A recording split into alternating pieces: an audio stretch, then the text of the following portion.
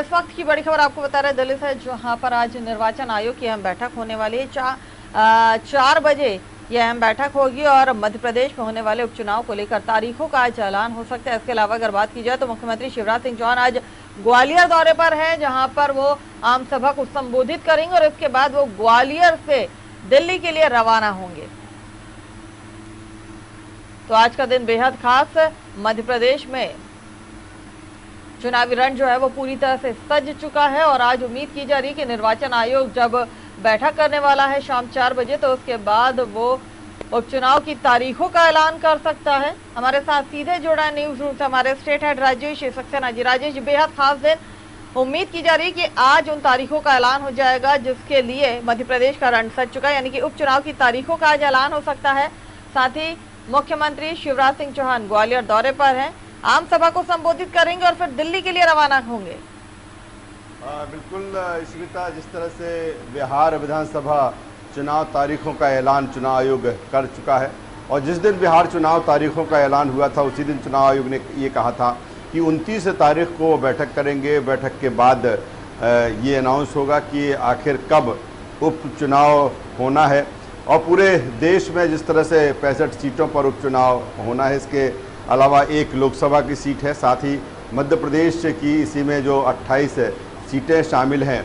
मध्य प्रदेश का रण जिस तरह से लगातार देखने को मिल रहा है लंबे समय से, और आज चुनाव आयोग जब बैठक करेगा, मंथन करेगा, उसके बाद चुनाव तारीखों का ऐलान कर दिया जाएगा। जिस तरह से कार्यक्रम है, ये कहा जा रहा है कि दिन में बैठक शुरू हो जाएगी चुनाव आयोग की और शाम तक तारीखों का ऐलान कर दिया जाएगा। मीडिया के सामने तारीखों का ऐलान चुनाव आयोग करेगा। इसके लिए सभी तैयारियां कर ली गई हैं। निर्वाचन पदाधिकारी से भी चर्चा कर ली गई है कि किस तरह की तैयारियां हैं।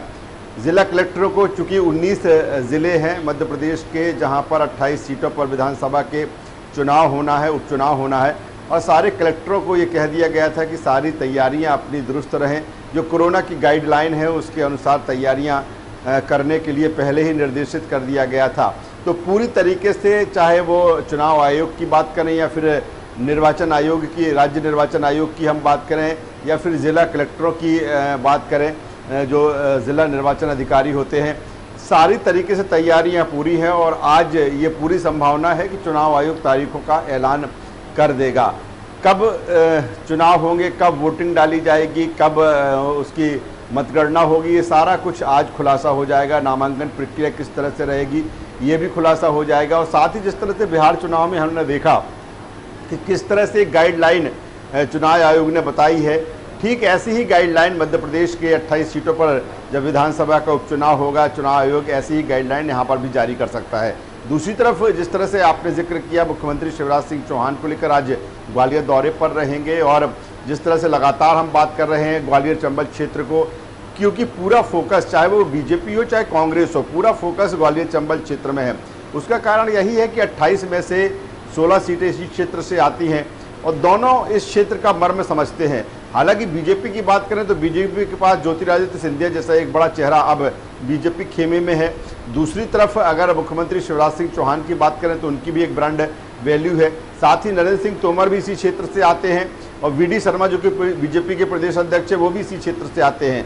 तो ये 4 लोगों की जो टीम है काफ़ी इफेक्टिव है और लगातार हमने देखा, चाहे वो सदस्यता अभियान की हम बात कर लें या फिर लगातार जो यहाँ पर अलग अलग स्थानों पर सभाएं की गई हैं। कल एक बड़ा झटका जिस तरह से कांग्रेस को और लगा है, पूर्व विधायक शकुंतला खटीक ने जिस तरह से कांग्रेस को बाय बाय कहकर बीजेपी की सदस्यता ज्योतिरादित्य सिंधिया के सामने ले ली है। तो ये तमाम सारी चीज़ें हों। आज मुख्यमंत्री शिवराज सिंह चौहान वहाँ पर पहुँचेंगे। तकरीबन जिस तरह से कार्यक्रम है 12:40 के 12 बजे के बाद वो वहाँ पर पहुँचने वाले हैं, क्योंकि उससे पहले कैबिनेट बैठक मंत्रालय में है। मंत्रालय में कैबिनेट बैठक निपटाने के बाद वो ग्वालियर के लिए निकलेंगे और ग्वालियर में एक आम सभा भी है। इसके अलावा वो पार्टी के नेताओं और कार्यकर्ताओं से मेल मुलाकात करेंगे, पूरा फीडबैक लेंगे कि पूरे ग्वालियर चंबल क्षेत्र में आखिर क्या कुछ स्थिति बीजेपी की है।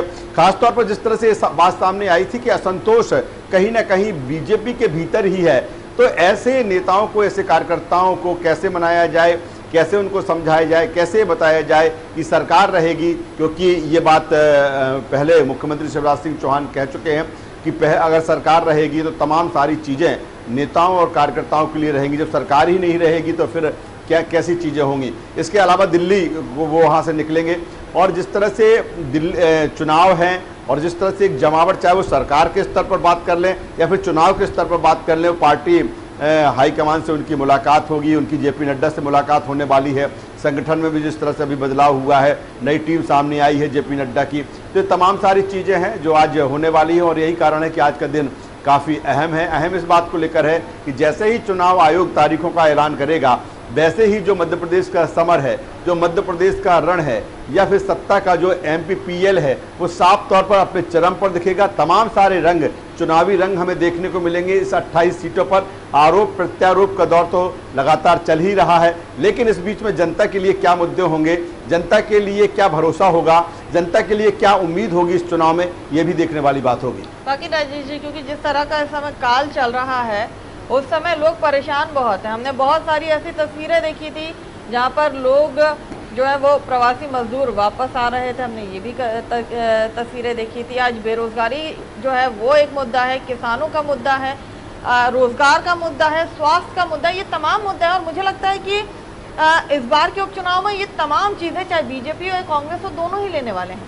देखिए, इसमें तो जाहिर सी बात है, तमाम सारे जो मुद्दे हैं, एक तरफ इन मुद्दों को लेकर सरकार या बीजेपी जिस तरह से कह रही है, कोरोना काल रहा, कोरोना संकट रहा, पूरी कोशिश की गई कि हेल्थ सिस्टम को बेहतर बनाया जाए, कोरोना पर कहीं ना कहीं लगाम लगाई जाए। और देखा भी गया कि जिस तरह से मुख्यमंत्री शिवराज सिंह चौहान लगातार इसको लेकर मॉनिटरिंग करते रहे हैं, लगातार बैठकें करते रहे हैं, लगातार निर्देशित करते रहे हैं स्वास्थ्य अमला को, और साथ ही इसके अलावा कैसे जो हेल्थ सिस्टम है उसको बेहतर बनाया जाए, चाहे हम PP किट की बात कर लें, चाहे फिर हम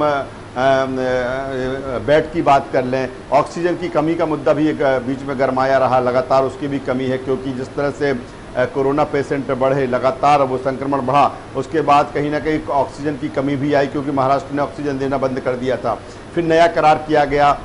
तो ये तमाम सारी चीज़ें हैं। किसानों का बड़ा मुद्दा रहा है, 2018 में किसानों की कर्ज माफ़ी मुद्दा रहा है, और हाल ही में जो 3 बिल आए हैं, कृषि बिल जो आए हैं, कल राष्ट्रपति ने अपनी उस पर मोहर लगा दी है, और अब कानून की शक्ल में ये तीनों जो बिल हैं वो अब आ चुके हैं। और इसको लेकर जो जिस तरह से विरोध प्रदर्शन किया जा रहा है, ख़ासतौर पर कांग्रेस की हम बात करें, और इसको लेकर भी सियासत राजनीति गर्म है। एक तरफ बीजेपी और केंद्र सरकार ये बताने की कोशिश कर रही है कि किसानों के हित में है, वही कांग्रेस की बात करें तो इस पर लगातार तमाम तरह के सवाल उठा रही है। सारे मुद्दे तमाम सारे जिनका जिक्र आपने किया, ये इस चुनाव में गरमाने वाले हैं। अपनी अपनी तैयारियां हैं। दूसरी तरफ कांग्रेस के 15 महीनों पर भी सवाल खड़े हो रहे हैं कि कर्ज माफ़ी का आपने 10 दिन का वादा किया था, कर्ज माफ़ी नहीं की।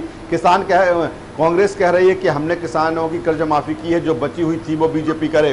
तमाम सारे मुद्दे होंगे, रोजगार मुद्दा होगा, किसानों का मुद्दा होगा, बेरोजगारी मुद्दा होगा।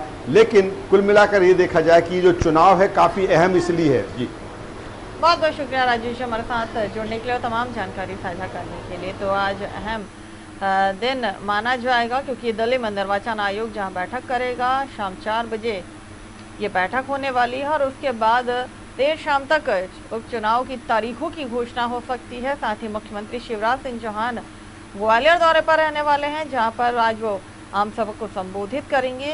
इसके बाद वो दिल्ली के लिए कूच करेंगे, यानी कि दिल्ली के लिए रवाना होंगे।